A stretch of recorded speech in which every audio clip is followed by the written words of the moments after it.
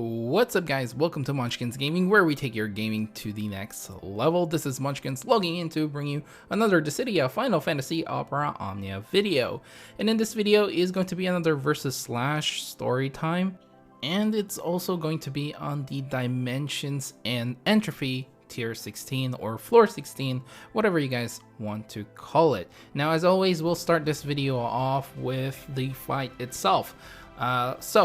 Let's talk about the fight. So I think the first thing is the team that I picked. I picked Kefka, I picked Dash, and Aphmau as well. Now, the only reason I picked Kefka here is because I haven't really used Kefka on any of my Dimensions and Entropy runs, obviously, because he's still available. And that is because I never got his EX, and, you know, I finally got his EX weapon and his burst, and then I don't know if you guys watched the very long pull video on his LD and burst, but I did finally get his LD weapon as well. So I did really want to try him out, and that was the main reason I actually used Kefka.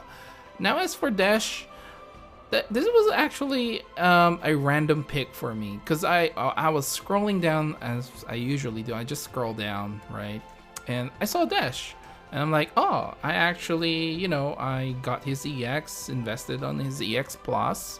I never got his LD, but I thought to myself, you know, because I saw that all the mobs were immune to lock, so I thought I still want to tank.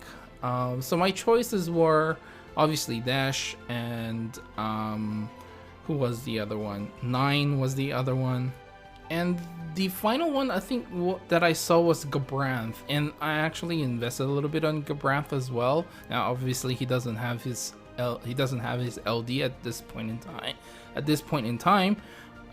Those were the choices that I have for the tank that I wish to bring along. Obviously, I do believe most of them, if not all of them, don't have provoke, so they have some sort of different kinds of way of tanking per se, or you can say they're more support type, as some people would like to describe them, instead of a tank. To me, I just feel like they're kind of like off tankish, where when their support abilities sort of tend to be more defensive. But that's beside the point, I think. But those were the choices. Now, the reason why I didn't go with Gabranth is because I already got Kefka on the team, and I wanted to be sure that I do have enough debuffs already. Now, Dash does have a debuff on as well, but it's not as imposing as what do you call this, Gabranth's. And 9, I haven't really used him quite a lot, or the only time I actually ever used him was, you know, during his event, and I wasn't really comfortable in using him at that point. I did play Dash a little bit more, so and his kit was a little bit, I think for me, was pretty much more straightforward than 9's was, at least in my head. My brain still had Dash's kit fresh, you know. It was pretty easy to understand. You use skill 1, you get magic resistant. You know, you use skill 2, you get physical resistant. Pretty easy and pretty, you know, straightforward. I'm sure some people in the comments below will say 9 is pretty simple as well, but again, I haven't really played him or used him a lot, so I can't really you know, I can't really use him to his, I guess, full potential. Now, the reason why I picked Aphmau was, honestly, I've been saving Aphmau for quite a while, and I finally just pulled the trigger, you know. I could have used someone else, definitely. I could have saved her for a much harder Dimensions End, but at this point, I'm not really sure, because I like my runs to be sort of blind, like, especially not knowing what's going to be on 17, 18, 19, 20, you know. I would like to actually just see it in game, look at the enemies, look at what their weaknesses and resistance are, and just go from there. And sort of like a semi-blind run. That's how I like to play, at least when it comes to the content. So yeah, I just finally pulled the trigger. So I guess that we can talk about the fight now, wave by wave. So first wave were those phantoms, which, to be completely honest, they weren't that hard, and I wasn't that scared of them. They do hit with HP attacks every now and again. I do believe they have death touch or touch of death or something like that. But overall, I wasn't that concerned. Obviously, having Kefka around with his Trine really helped, making sure that if they do use an HP attack, I have Trine. It's just very hard to predict when they're actually going to do it. So, but in any case, they didn't end up doing it, and we move on to Wave 2. Now, Wave 2, I was a little bit careful with this one, because I remember these bosses, it's a guaranteed hit, I believe, or the guaranteed break. I think they do a guaranteed break, but for whatever reason, they didn't do it here. I thought they would, but they didn't. Maybe I was wrong. Maybe I was thinking of some other bosses, but I really thought these guys were the ones who actually, guaranteed a break despite you having a ton of brave. So, yeah, I was completely surprised that I didn't really have any issues with this one as well.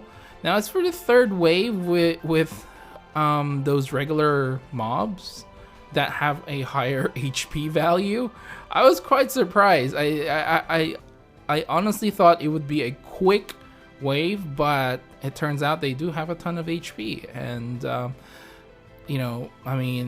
tried my best to limit my ability usage on that particular wave.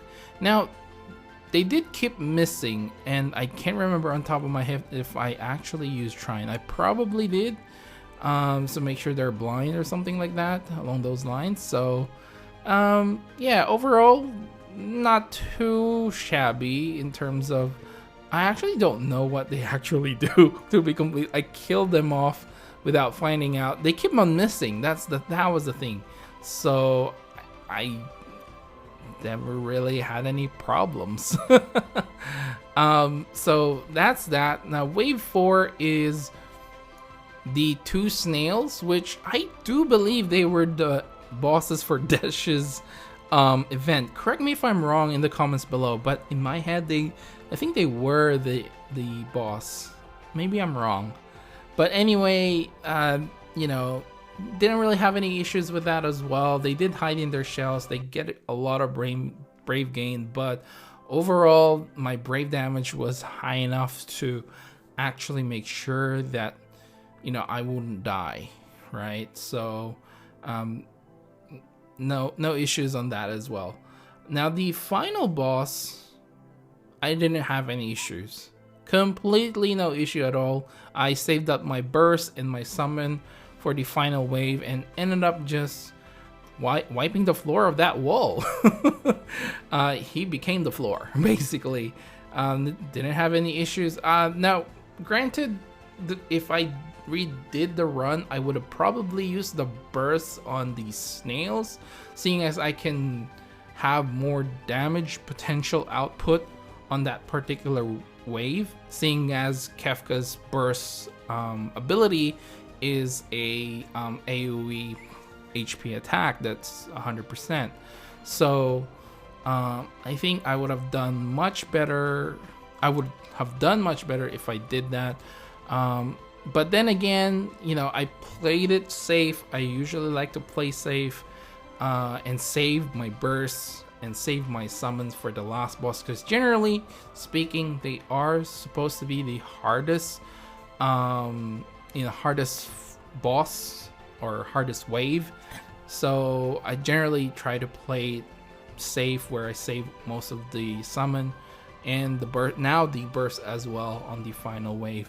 But if I have to redo it again, probably change a few things as well. And I honestly feel like I probably don't need Aphmau here. If I end up struggling in the next Dimensions End, I might take Aphmau out of here and maybe move her on that, and just see how I go.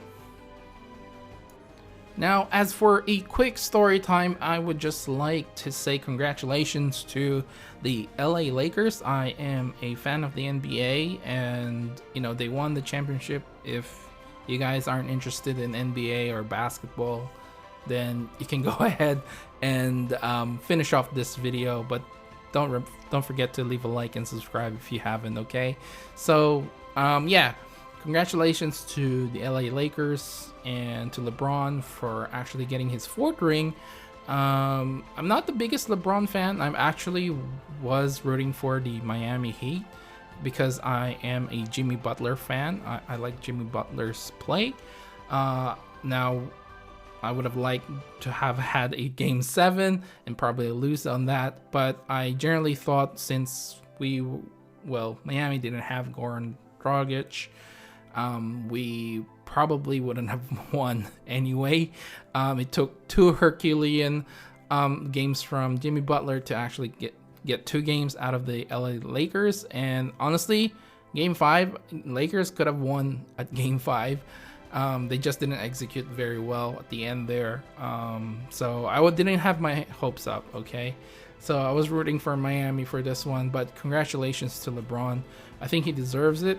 You know, there's a lot of disrespect or something along those lines against him. And while I don't think he's the greatest player of all time, to me that's Michael Jordan, but I feel like to me he's the second. And you know, he definitely deserves to win another one after all the losses he's had in the finals. I think it was just about time he finally got another one.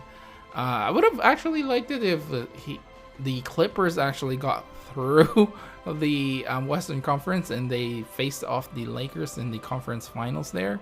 I think that would have been a great cap off. Like if the Lakers won against the Clippers and then they became the champion, I think this championship would have been like it would have worth more.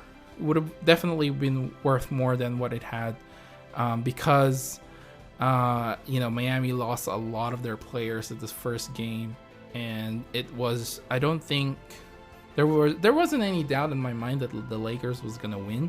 I was just happy that Miami actually won a few games, but you know, I in my head it's like the Lakers are gonna win. There's no way they're gonna lose unless, like, for whatever reason, you know, there was another catastrophic injury in the LA squad, and that was the only reason that Miami might have had a chance. So, but in any case, congrats again to LeBron, and that is it for the story time, I think. And for you guys who are wondering what my real team is for the NBA, I've always been a Chicago Bulls fan, but they traded Jimmy Butler out of there, and I'm still a Jimmy Butler fan, and that's why I still root for wherever Jimmy Butler goes to. When he was in Timberwolves, I rooted for them. And when he went to the Sixers, I rooted for him in there as well. And now he's in Miami, you're rooting for him in Miami. But I'm still a Chicago Bulls fan. Unfortunately, the team is in a rut right now, so I don't have my hopes up for anything. All right, so that is it for story time, guys. I hope you guys enjoyed this video, and hopefully you guys remember to hit that like button and subscribe as well if you haven't already. It does help the channel, and I really do appreciate all the support that you guys give me. And again, we are trying to reach for that, 3,000 subscribers by the end of the year. It's not 5K anymore because it's very unlikely to happen now. So hopefully you guys help me reach that goal. and would really appreciate it. Also, you can follow me on Twitter and on Facebook at Munchkins Gaming, and leave down in the comments below which team you use for this Dimensions, and let me know down in the comments below. And of course, if you have any other things that you want to talk about in terms of your strategies, you're welcome to leave it down in the comments below as well. This is Munchkins logging off. Thank you very much for watching, and I will see you guys in the next level.